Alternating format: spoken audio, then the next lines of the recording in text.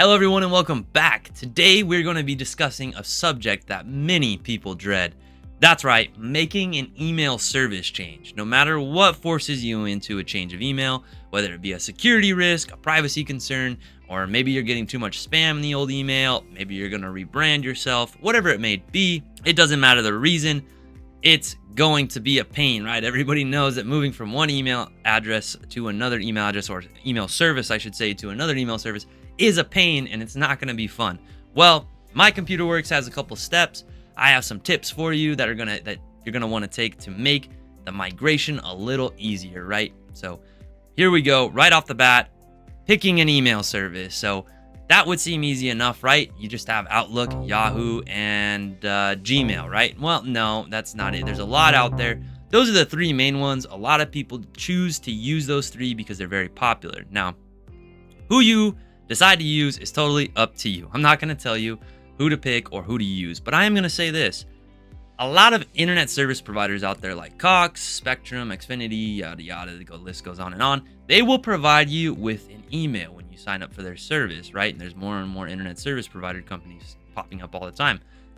They provide email to their customers. When you get an account with them and you set up a service, they're going to give you a free email address that accompanies your account that you're welcome to use just like any other email address. Now, should you put all your eggs in that basket?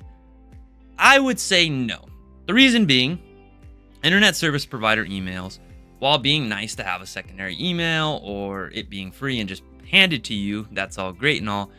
The problem is if you ever cancel the service or you break away from that internet provider, right? So you cancel Spectrum, Xfinity, blah, blah, this, that.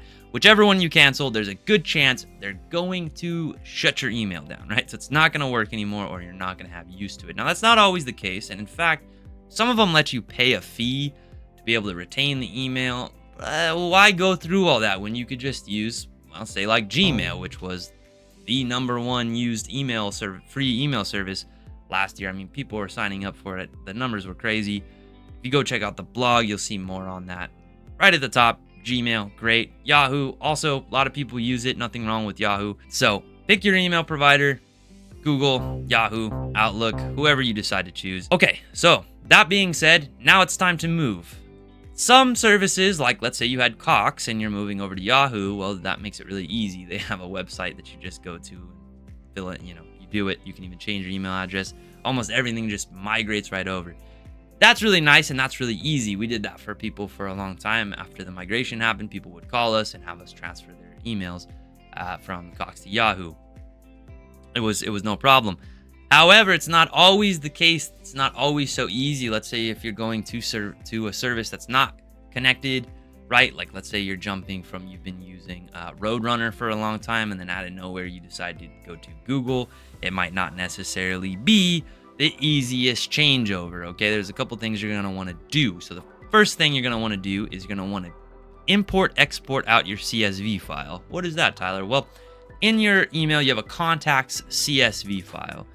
That has all your contacts for your email stored. You're going to want to import that into the new email. You can usually export it out of your old email from the settings. There's usually some sort of built-in tool that allows for that. Then you're going to want to import in all those contacts to your new email, right? That would be step 1. Step 2 is you're going to want to email all of the people in that contact list your new email address, right? Because if, let's say you're breaking away from your old email for a security concern or you got too much spam, you're not going to want to set up a forwarding address and send all that stuff to your new email. So rather, you're going to want to send an email out to all of the people that you want to have your email, right? Not all of those spam listers, scammers, and all those people trying to phish you. Not those people, but the people that you want. You're going to send out an email and let them know what your new email address is. That would be step 2. Now, step 3 is pretty simple, the last one. You're going to probably want to pull up your email side by side with your new one once you get it created and make folders based on what the old one has. Because again, if you're not using a third-party email service application like Outlook or Thunderbird, you might not have a PST file to just import, export out a Outlook data file and get all that back, right? So you're going to want to look at your old email, look at the folders you have, and then build those folders into your new email.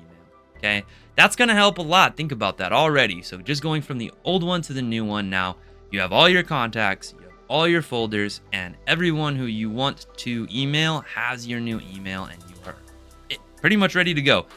In that case, the only thing you really lost is those old emails. If you're not deleting the account, you can always log back in to see those. However, if the email account is going to go away or be deleted or something off the server, you are going to lose those. You're always going to get more emails back, right? We always do. So if you really need to transcribe and save copies of certain ones or download certain ones, that can also be done. That does get a little bit more clerical, takes a little more time, a bit more tedious. But if you're having any issues with any of the things discussed in this video, you need to migrate email services from one service to another. If you're having trouble with it, please reach out to My Computer Works. The number's at the beginning and the end, down in the description. While you guys are down there, hit that like and subscribe before you leave, and we'll see you on the next one.